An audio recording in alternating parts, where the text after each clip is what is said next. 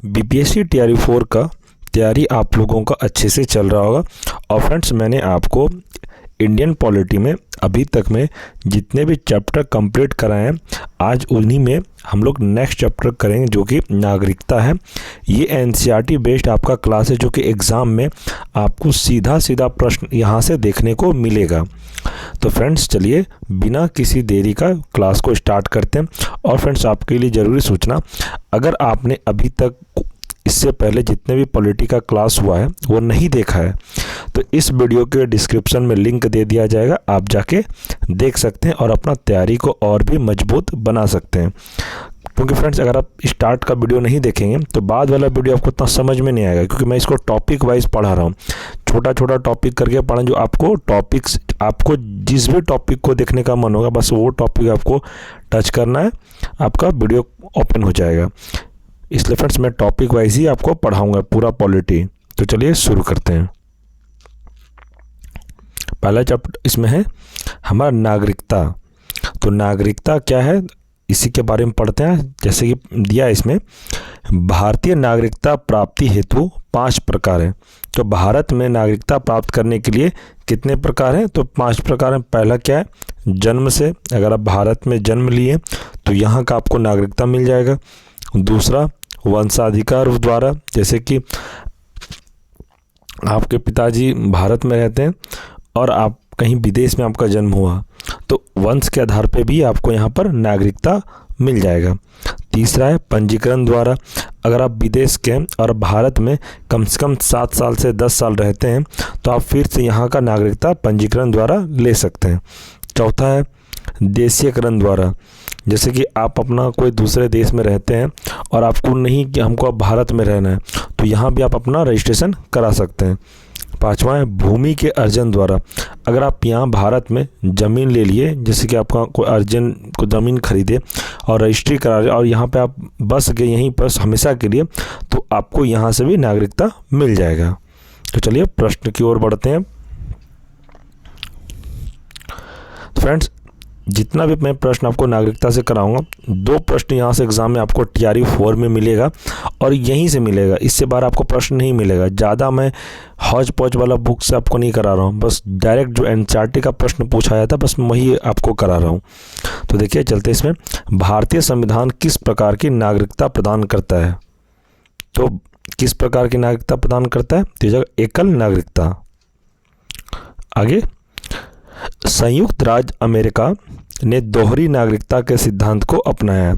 तो संयुक्त राज्य अमेरिका ने क्या अपनाया? तो दोहरी नागरिकता का सिद्धांत अपनाया है। आगे, नागरिक संशोधन अधिनियम 2019 सीएए में किन देशों के हिंदू, बौद्ध, सिख, जैन, पारसी तथा ईसाई नागरिकों को भारत की नागरिकता प्रदान करने का प्रावधान है? तो क्या है सीएए में? तो अगर आप कोई दूसरे देश में कोई हिंदू है, इसमें क्या है, एक शर्त लगाया गया।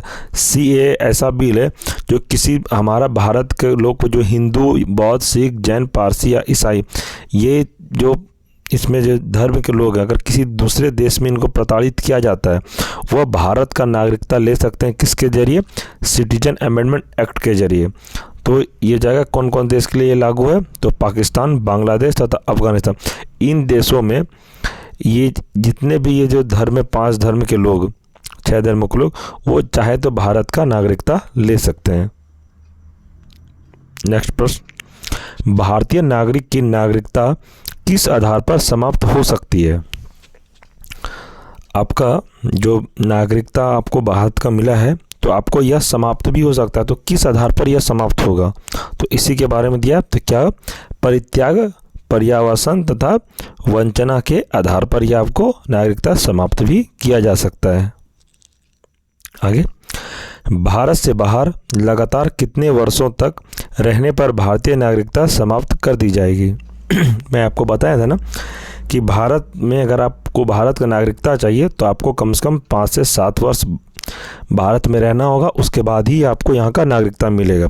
और इसके बाद इसके उल्टा, जैसे कि आप भारत से बाहर किसी दूसरे देश में गए रहने के लिए और वहाँ पे 7 साल से ज़्यादा आप रह गए तो आपका उस कंडीशन में भी भारत का नागरिकता आपका समाप्त कर दिया जाएगा, मतलब आप उस समय से भारत का नागरिक नहीं कहलाएंगे। आगे, प्रवासी भारतीय दिवस कितने समयांतराल पर मनाया जाता है? तो इसका आंसर हो जाएगा प्रति 2 वर्ष। अगला प्रश्न देखते हैं, लक्ष्मीमल सिंघवी समिति किससे संबंधित है? तो यह हो जाएगा दोहरी नागरिकता से यह संबंधित है। आगे नोट में पढ़ते हैं, किसी व्यक्ति द्वारा भारतीय बैंकों में धन जमा करके भारत की नागरिकता नहीं प्राप्त की जा सकती है। तो ये याद रखिएगा कि किसी व्यक्ति द्वारा भारत में बैंकों में जमा करने के बाद अगर आपके पास बहुत पैसा है, आप विदेशी हैं और भारत में बहुत सारा पैसा आप जमा कर दिया, आप सोचिए हमको भारत का नागरिकता मिल जाए, तो इस कंडीशन में आपको नहीं मिलेगा।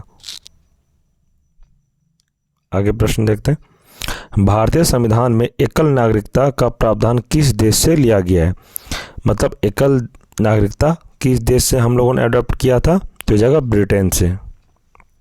आगे, भारतीय मूल के व्यक्ति का कार्ड धारक भारत में नहीं खरीद सकता है। तो क्या नहीं खरीद सकता? तो ये जगह कृषि भूमि। तो फ्रेंड्स, हम लोगों का यह नागरिकता का जो चैप्टर है मैंने आपको कंप्लीट करा दिया। इससे बाहर जो नागरिकता का में जो चैप्टर है, इससे अगर आपको एग्ज़ाम में प्रश्न आने का रहेगा तो इसी से आ जाएगा, इससे बाहर आपका प्रश्न नहीं आएगा।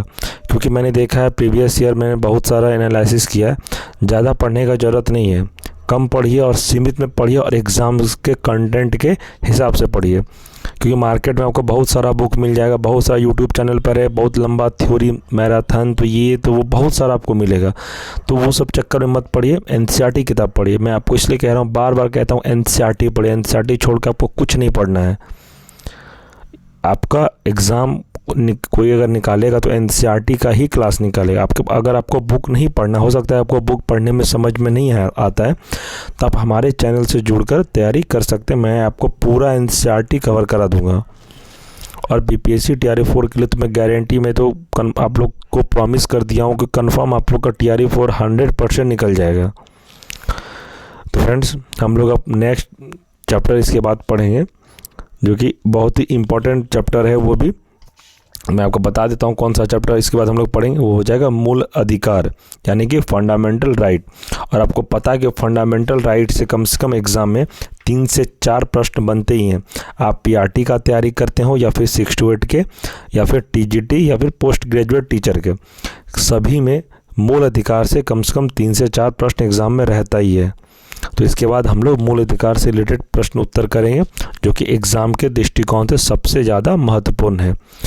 तो ठीक है फ्रेंड्स, आपसे एक छोटा सा रिक्वेस्ट है फ्रेंड, अगर आप चैनल पर नए हैं, आप पहली बार चैनल को देख रहे हैं वीडियो को, तो चैनल को सब्सक्राइब कर लें और बेल आइकन प्रेस कर लें। इससे क्या होगा, बेल आइकन प्रेस करने से जब भी इस चैनल पर वीडियो अपलोड होगा तो आपको सबसे पहले नोटिफिकेशन मिलेगा।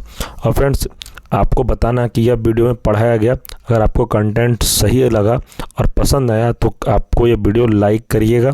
और फ्रेंड्स, आपको किसी भी तरह का डाउट हो, आप हमें कमेंट में आप हमसे पूछ सकते हैं, या किस सब्जेक्ट पे आपको वीडियो चाहिए, आप किस चीज़ का तैयारी कर रहे हैं, आपको अगर टीआरई 4 का तैयारी कर रहे हैं तो आपको कौन सा सब्जेक्ट आपको पढ़ना है, आप किस सब्जेक्ट का तैयारी करें, आप कौन से टीचर की तैयारी करें, टीजीटी या पीजीटी, प्राइमरी, आप बताइए, आपको उसका जवाब दिया जाएगा।